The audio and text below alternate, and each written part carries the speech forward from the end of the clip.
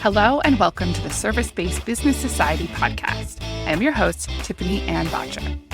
On our weekly episodes, we will dig into everything you need to know about scaling your service-based business without losing sleep. With my experience in creating over 7 figures per month and a passion for marketing, finance, and automation, this show will provide tangible tips and techniques for scaling your business. Let's get started. Hey guys, welcome back. Today we are diving into all things social media. There's a lot of talk about vanity and value when it comes to social media. How much value should you offer? What metrics are important? Why does it feel like you need to try and be a social media influencer to have a successful business? In this episode, we break it down and show you how to make sure your social media efforts are worth your time and that you're not just putting in a whole lot of work for nothing. If you've been listening to the show, you know that I like to give Instagram a bad rap. So, special guest Teah Hopper is here from Teah Hopper Consulting, and she's going to weigh in on Facebook, Instagram, and how much social media is enough for business owners. Teah is a social media strategist that helps business owners and entrepreneurs just like you discover your unique story and simplify your social media through a strategic approach so that you can find joy in social media again. You can get your time back and live the life you desire. Welcome to the show, Teah. Hi, Teah. Thanks so much for joining us. Thank you for having me. I'm excited to be here. Yeah, it's such a relevant topic. And so, I was looking through some of your notes and social media profiles and stuff before we got started. And I was so excited to bring you onto the episode and share. So talk a little bit about who you are and who you serve. Okay. I am a social media strategist, coach, consultant, speaker, trainer. I've been doing that for about 6 years. I've kind of, gone from management to really focusing in on strategy. And I love to work with specifically women, business owners, and entrepreneurs who are just on fire for their brand and want to tell their story, but they are having trouble doing that because one, they haven't got clear on what their story actually is. They don't know who they are trying to serve. And so that prevents them from showing up online and telling their authentic story. So that's why I love to empower them to tell their story to help them with their business. Awesome. Yes. Social media, it really touches every single business owner. There isn't a business out there that can avoid social media altogether. So have you always been a social media fan, or was that something that kind of came on later in life? How did that progress? I don't even know if I would call myself a social media fan. There you go. But I definitely, and that's kind of been a part of my story is just pull and, push and love and hate with it. But I think that's helped me be a better coach because I get when other people, because we all feel that way sometimes. But I kind of really fell into it by accident. I mean, I have a broadcast media and marketing background, communication background. I, after college was like a marketing specialist. So I did all the things. And I think because of my age, I became that token digital marketing, social media person. Cause it was just like, I was the young person at the time, but also professional young person. And so of course I just took it and ran with it. I love community building. I mean, that's what drew me to social media, right? Cause I love people. And so my kind of first job in social media was more of the title was director of visual engagement, but it was more private community building, which I love that part of it. And again, just social media became, more and more what, as I was working full time, I had people asking me to help them on the side. And so I embraced it. And so I still, what I love about it is the strategy side of it and helping people figure out why they are using it in the first place, like get really clear on their goals and then have success on it and also help them create a system so that when they are feeling, that part of the relationship, they can be successful with less time and kind of get out of the rat race of it. So those are the things that I love about it.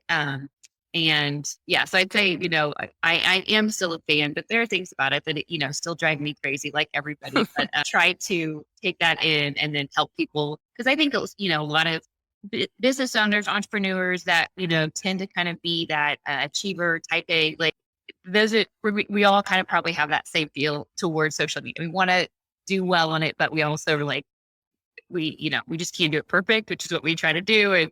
And so it becomes kind of like I said, love hate. Yeah, I definitely feel that. I definitely feel that. And I think that, because there's so many platforms and so many different types of content and whatever else, to feel like you really do a good job, you end up feeling, myself anyway, and a lot of my clients that I've spoken to, you feel a bit like you're trying to be a social media influencer and you're not. You don't want to be an input, but the some of the content that's out there is incredible. And so, when you're saying, "Oh, I want to do really well," and you're looking at what really well is, that becomes a bit of a losing battle because, sometimes you never know what's really going on behind the scenes, first of all. So some of these people have huge teams and, realistically they're doing some of the recording and then that's it. Other people are doing it all on their own, but the piece there is you don't know what's going on behind the scenes. And often people that is their job. They're not running an additional business to their social media. That is their business. Absolutely. Yeah. If they're an influencer, you guarantee it. Yeah. And you don't know how long they've been doing it. I mean, to judge maybe your beginning or even middle to compared to someone who's been doing it for, 10, 15 years, like, um, I think that is one thing too. But yeah, I was just thinking about this and how I really feel like it's so important to have goals.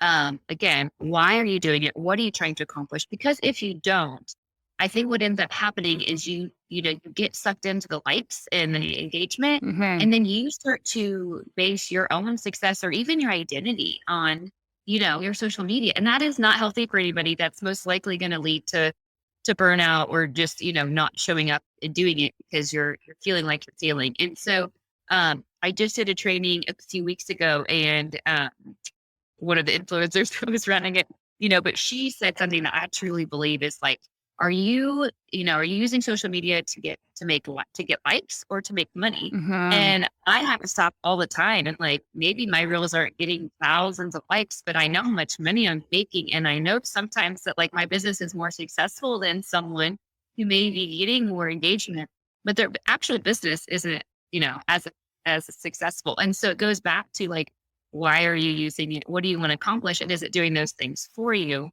If you don't ever get clear on that, then yeah, you're just going to be constantly chasing likes and feeling the rewriting the roller coaster of social media. Totally. I feel like, and I often say, and it really works in almost every situation, is what is the objective? Why are we doing this?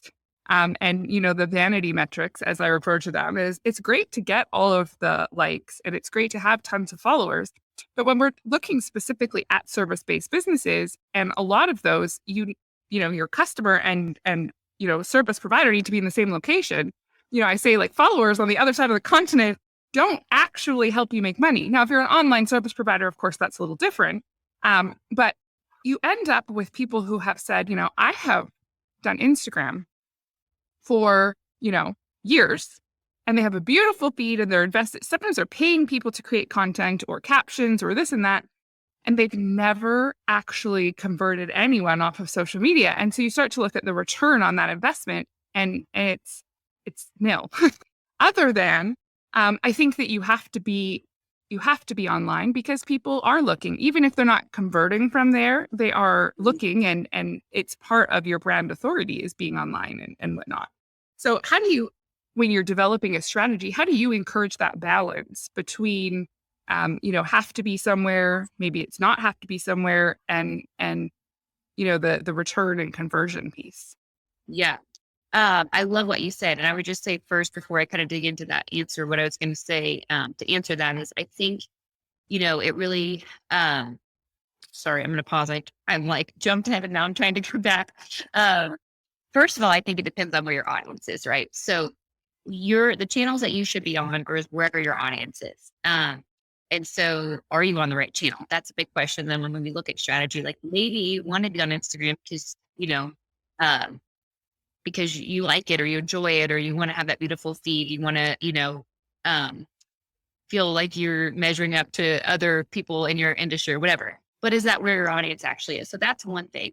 The other thing is, I think, just not trying to be in all the places, right? So once you figure out where you should be, um, really going all in, because unless you have someone helping or you have a team, like it's really hard to show up on all the places really well. So if you're going to say like Instagram's my place and that's where I'm going to be, then I'm really going to go all in on reels and I'm really going to focus on stories. And maybe you repurpose to some other places. But that is one of the biggest things I feel like is people that are, they're trying to be in all the places. I had someone I did a discovery call with the other day, and she was like, I want to be on seven platforms, and I'm going to be posting 7 times a day. And Whoa. I'm like, what if that's not right for you? I mean, there, and of course she didn't want to spend the money to have anyone help her do that. And I was like, but nobody that I know needs to be in 7 places. Hmm. So I think that that is always helpful when developing a strategy, getting really clear on those things. Um, and then the other thing I think is like, looking at the bigger picture of kind of your funnel, so, okay, yes, you have an Instagram account and maybe you're getting all this engagement, but then what is your funnel from there? What are the links that you have that you're showcasing? Is it to a lead magnet? Is it to a free download? Are you trying, like, what are you actually trying to get them to do? Just trying to warm them up. And eventually, you're going to build an audience, and then in 3 months, you're going to focus on like actually selling. But having those type of goals and then creating your content with those things in mind. But yeah, that's one of the biggest things I see people do is just, create all this content for the vanity metrics, like you said, but no plan to actually, move them, warm them up per se into a funnel to become a paying client, whatever that looks like. Cause it takes a long time. And I always tell people to flip it. Like, think about people that you follow. Like, I mean, it takes a long time for me to purchase even a $20, course or something. Like, it's not just going to happen um, overnight. Yeah. As a busy business owner, we all know that you want more traffic, more phone calls, more website visits. Realistically, all of the more things that can bring additional sales. So if you were looking for 40% more phone calls, 64% more exposure in searches, and 143% increase in maps listings, it's time to optimize your Google My Business profile. Right now, Botcher Business Management Agency is giving away the 8-step guide to optimizing your Google My Business profile, and the guide is totally free. Down in the show notes, you will find the link. Go grab that guide. You'll be well on your way to more calls, more traffic, and more sales. Yeah, I think the internet and social media in general has become, it's a competitive space. And so, everybody is selling something. And, we see an increase, at least I always find it interesting with social media because it's like, well, this is what I see on social media, but then someone else's version, their side of social media is very different. And so, in my side, we've seen a big increase in social selling, big increase in, entrepreneur and freelancer. And so everybody has got something online. And if they jump, they're, raising money for a charity or for their child's fundraising. There's a lot of ask online. And so when you're building that strategy, how much value, there's lots of different theories on value and give versus ask. What is your, take on how much giving of value you should be doing online versus asking? Yeah, I really think I still kind of go back to that, like, 80-20 rule. I would think about Gary Vee, like, however many years ago, but I still think it's, giving a lot of value. Um, And I think sometimes it can even though look like maybe you're giving value, at the end there is some type of ask, but it's not selling, selling, selling. I mean, maybe the ask is, follow, Right. for more tips. So I think it kind of depends on, I guess, the level of the ask. I also think I really love the idea of, I kind of alluded to this earlier, but like having seasons of Hmm. social media, you Yep. know, so maybe, it is a season of building and providing value and just letting your fans madly fall in love with you and know that Yep. like you are their person because you know them so well. But then there is a season of selling. And so maybe in that season, you're getting ready to launch a course or launch a product, you are selling more heavily for a few weeks or so. So I think it kind of depends on how you're coming at it, but I still think it is value asked. Yes. Uh, yeah. So there's a couple different ways to go about it, right? I would say in just the day-to-day flow, 80-20 is still a good rule to follow. But if you're in more of that seasonal thing, then maybe it flows per season. Right. You mentioned Gary Vee. He often, he seems to kind of be the legend of the social media content creation. And, one of the things that he often says that I really come back to when I'm feeling like, oh my goodness, what is that next piece of content? And, he always says, document, don't create. And so I think right now with such a focus on video, there's so many entrepreneurs who are like, I don't want to be on video. That's not my scene. I don't want to be on video. So, obviously Reels is the big one on Instagram, TikTok, YouTube Shorts, and now idea pins. I mean, Reels are now over on Facebook. Do you think an entrepreneur can be successful without video? I think it's a lot harder. Well, I would say without video in general, I think it's definitely harder. Without your face on video, like you're doing video, but you don't have your face on there. Um, I think you can have some success that way. And I think again, it goes back to your brand, right? And Hmm. like, are you the face of it or not? And if not, I would just ask why. Because if it is a smaller business, I just think we are humans, right? So we connect with other people. And so if you can, that makes sense for your business, for you to be the face and for you to show up, or for someone's to be the face. I definitely think that makes connecting easier. It makes, that you go from that, no, like, trust a lot quicker. It's Hmm. to be more authentic because of just that human relation. So I do think there's a lot of benefits to it. And I say go back to why, because I know I struggled when I first started my business. Like, I didn't want my face on my website, and Hmm. now it's all over it. And it's just, is it just because for whatever reason we tend to feel like we don't want to, you know, feel like we're bragging, or because if that's just more of like something you kind of just have to work through and get over it. Like, so I would say, if you can move beyond that and get comfortable with it, there's a lot of benefit to it. And I do think, to go back, is I do think you should be doing video of some kind. And it's so easy now, and if you can't figure out how to do it, you can hire someone to help you. And I do think there are ways you can get creative if you just really don't, or it doesn't make your sense to have your face out there. But I think you should be using video. Yeah. You're on Instagram, TikTok. It does depend on the channel. And maybe you're on LinkedIn and maybe get around it, but otherwise probably not. Do you focus on LinkedIn? Is that part of the strategy that you are building out? Is it very client dependent, or do you focus your strategy on specific platforms?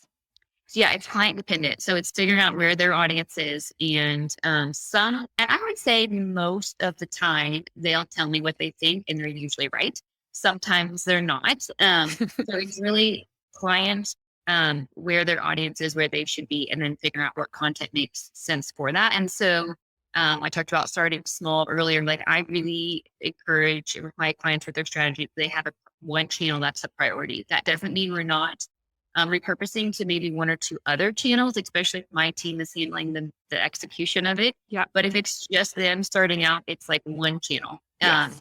That allows us to, figure out what content's going to do best for them and really go all in on that channel.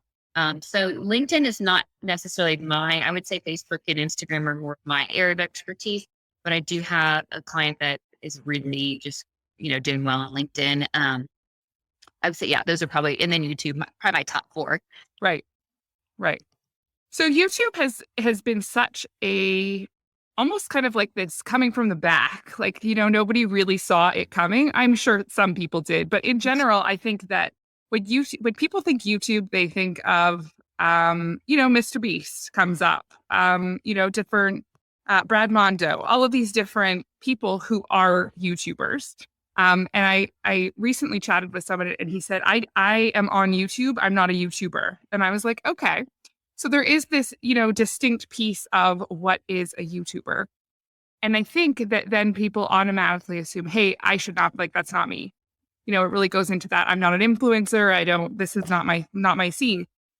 What are some of the advantages of being on YouTube when you're not, the YouTuber, when you are just using it to build brand awareness? Yeah, I think, I heard a great quote. Now it's been a while and things change so quickly, and I do not remember who said it, but it was that people go to YouTube to watch video. People do not go to Facebook to watch video. And I just thought that was such a light bulb moment. Like, Hmm. yes, we're all putting video on Facebook, but people are going there to scroll. I mean, they're moving through quick, right? So if Yep. they stop to watch a video, you have maybe 10, 20 seconds if you're lucky. Yeah. But people go to YouTube to actually like watch video. So again, it depends on your brand, but if people are going there and you can have a topic that is going to, teach them something or help them with something, and they stumble upon your video and they watch it, you have probably a little bit longer time that you're Hmm. going to definitely keep them. Um, it's just another way for people to find you. And because it's owned by Google, with SEO, it's only going to help you. So I tell, my clients, I mean, if you're doing video, there's no reason not to be putting it on YouTube. It's only going to help you. Again, I think if, you really want to be crushing it on YouTube, then that needs to be your priority, but it does not hurt to be repurposing your video content over there. And even if you just spend a little bit of time, looking into how to appropriately put in, the information in there to help people find you. And Hmm. then it's just another way for people to find.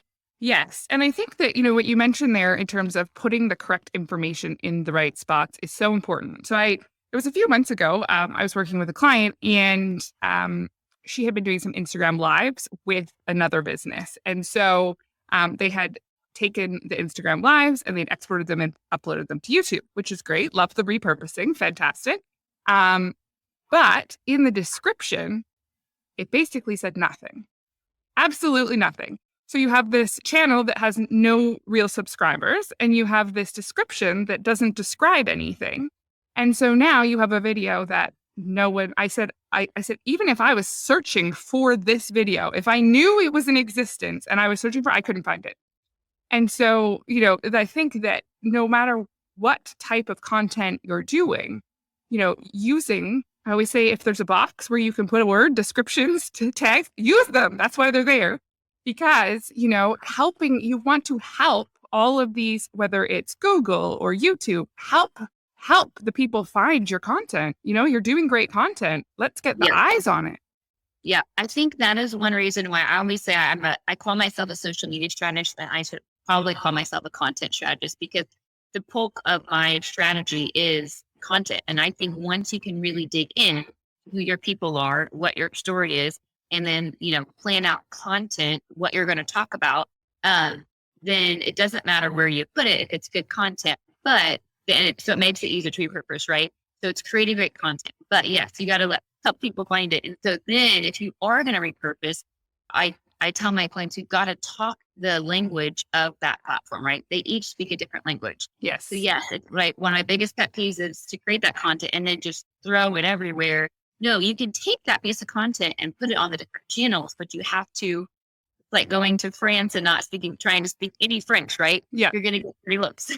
So at least try your best to, okay, what type of language is for YouTube and how should I put this piece of content up there, save video, put it on an Instagram, but I'm going to use, hashtags or captions will look different. And so that's another reason why I think it's good to start small until you understand the language of those channels before you try to get on. Not as effective. Yeah. No, and it can be you almost get in that kind of analysis paralysis of, oh my gosh, I don't know how to do 7 channels. And so you spend so much time trying to be like, oh my gosh, I don't know how to do 7 channels that you end up not doing any of the channels. We're not doing them well. Yes. Yes. Right. Yeah. You'd be better off focusing on 1 or 2 and doing them really well. Mm-hmm. Yes. Yes.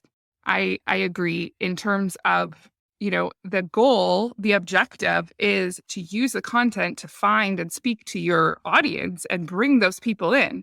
And, I often hear people say, oh, I already said that. I don't want to, I did that last month or, and it's these little pieces and it's, the way that the internet and the algorithms all work, it's you can follow someone and not see necessarily their piece. And so it's almost like I always kind of think of content kind of like, choosing the dinner, which, picking the dinner meal plan is my arch nemesis. And it's like, but you end up with some dinners, some meals that are your go-to that, land every time. Your kids are going to eat them. That they're good. You can cook them. Them how to do them quickly. And then you often, you add in a little of this and maybe you'll find that new meal that your whole family thinks is, oh my gosh, this is amazing. But you always want to be still mixing in the stuff that, you want to still have that consistency. Yeah, absolutely. And I think that's where, doing a content brainstorm is great and getting all of your ideas down. And as you get more, you can continue to put them on there. Yeah. That's so helpful, just to get all your ideas in one place. And then, yeah, when you're ready to create content, you can just pull from that list. But then also, as you're putting content out there, having some metrics that you can, track and see like, okay, what tends to be resonating with people. And yeah, I mean, you can do it in a post. And if it goes really well, you can go into more detail in your stories. I mean, continuing to, because if that content is speaking to people, and then continuing to find new ways to talk about it. And I 100% agree with you that so often we feel like, oh, well, I said it, but they actually heard it. Yeah. They're slim, and you can even just say a slightly different way, with Mhm. different context, and it's going to resonate differently. Or maybe they heard it, but are they going to remember it? I mean, I can't remember anything. So, and we need to hear things more than once for them to really click too. So lots of reasons why, yeah, you can absolutely repurpose and go back to your best stuff. I was kind of feeling stuck recently, just feeling like I've said it all and I have someone that's helping me with my business. And it's just so nice to have someone who isn't, I mean, they're in the social media space, but they're not necessarily, an expert. And so for them to say like, well, I think you should talk about these things. And I'm like, really? Like, this seems so basic, but like that, Right. and she's more knowledgeable about social media than most. So it's nice to have that someone else. And you can even just do Yes. that in your stories, ask a poll and ask your audience, what do they want to learn about? And then take those and run with it. And it may feel, but the more you become an expert, the further you're removed. So it's oftentimes nice to have someone to bring you back. That is 100% true. It's, and often people don't want to say, I don't know what that means. No one wants to speak up and be like, I don't know what you're talking about. And so I'm actually working with someone on a collaborative project, and she calls her my translator. She's like, okay, so you're going to say what you're going to say. And then I'm going to say, okay, we can't say that. You need to re-explain these things. I don't know what you're talking about. And then, because we're so opposite, and that's why it's a very interesting collaborative project, we kind of translate for each other. And the end result, I think, is a better message because it can speak to, the different knowledge points. And so if you are an expert in your field, sometimes you assume people know. Well, of course you know that. And it's, that's what makes you the expert, is that you assume, like, that is an assumption of yours, but you often need to talk about those things, dig in, give people the information that they need to understand to move along the journey. Yeah. Yeah. And I think that's actually, something we forget if you are a newer business owner or, service based business owner, that is actually in your favor, is that like you are closer to it because you're just getting started. So it's actually easier for you to remember and relate to your audience. And I think sometimes, yeah, we tend to forget that, like, we don't have as much experience as them, but it can actually work for you when you're just starting out to remember that. But yeah, my husband just started a business in the healthcare space, Yeah. and as his, marketing person and helping work through that, it was really hard, but also helpful in that, like, that doesn't make sense to me. Nope. And he like, he thought he was saying it's so basic. It's like, it took a lot of work, but Hmm. the really nice thing has been, we've got his marketing, his business launched, his website's up, and like people go there, and what he hears all the time is like, they get it. Like, people read it and they get it. And that is such a compliment. And that's Yes. hard work. You have to remember, like, but it will pay off so much. And again, we did that for, his website, but then now we can take that and just use Hmm. that on social media. So it's like, do it once. You're doing it, forever, unless you change your brand. So it's so worth Yes. the time to put into it. I think often we overcomplicate the messaging and think it has to be more creative and more descriptive, and it does need to be all of those things. But sometimes the actual what is it gets lost. It's all these kind of fancy describing words, and all this, and it's so much fluff that, okay, but what are you doing? Like, what are you doing? Or you have to read, like, three-quarters of the way down the website to say, oh, okay, here it is. This is what we're doing. And it sometimes we just need to cut a lot of that out, at least in certain spots. I think there's a place for the fluff, and I think that Yes. there's a place for the what is it. but people need to be able to figure it out. Like they need to be able to open your social media profile, they need to open your website, whatever that is, and be like, oh, they do this. Makes sense. Got it. Yep. They Yep. need to know if they're in the right spot. Yeah, absolutely. Yeah. And I think, it's also okay. I see this a lot too. It's clients of like, maybe they're new or that they have like, they do a lot of things, right? They offer a lot of services. And so, or maybe you're new and you just don't know exactly what you want to do yet, which we're all there, and over time you can kind of niche down with your Mm. services. But, and his business was kind of that way too. It's like, well, we just have to like pick one thing that we think and like go in on that. And that doesn't mean, like you said, that you don't click through and learn more. I'm like, oh, these are other things we offer. What is your one thing? Yes. Yes. I was working through this recently with a client. It was a brand startup. And the comment was, oh, well, we can do everything. And I said, okay, that's good. Well, we can do it for everyone. I said, okay. The problem is marketing to everything and everyone is impossible because no one reads that and thinks, oh, it's for me. They just are like, oh, I said, it's too vague. And so don't be afraid to say, really create the right audience by knowing who that audience is. And if, it's not that you're not going to sell to other people. It's not that you're not going to, but someone has to read it and go, oh, this is for me. And we've all read whether it's a really well done email where you're like, oh my goodness, she's speaking to me. I need this. That is when the messaging has really landed. And when no one has that moment, then it really isn't as effective. Yep. Yep. I share that exact thing all the time. Like, at one point in time, back in the days of mass marketing, that was the approach. And it's become so, like you said, crowded and noisy now that, I mean, I always, when I'm working with clients, I'm like, well, okay, so that's like a great message, right? But is there someone that's going to know your audience better? Can you niche down more, right? Because if so, then they're more likely to go with that person because they're going to feel more understood by them. So it just makes it harder for you to compete. And it might take time and trial and error to kind of find your people. But you've got to start somewhere and, adjust over time, or it's too broad. And I like to give examples of that. For me, it was like, I remember that first time that happened to me was when I had my first child and I was on, she wasn't sleeping and I was scrolling and it was like the ad was like, I mean, she even had in there the exact times that she was waking up. It was like, yes, please add this $20 take me, I'll give you all my money. But I felt so known and understood. And I think, we have to think about that the other way of like how, and also using, we were talking about messaging a second ago, but like using their words. What words do they use versus the words you would use as the expert. And the more you can understand your audience and get in their head, I think one of my favorite quotes is like to know your audience so well that you know what they need before they even know they need it. And I'm sure we've all had that happen too. It's like, how did you know I needed that in my life? Totally. And when people, I always, I say, would someone search for that?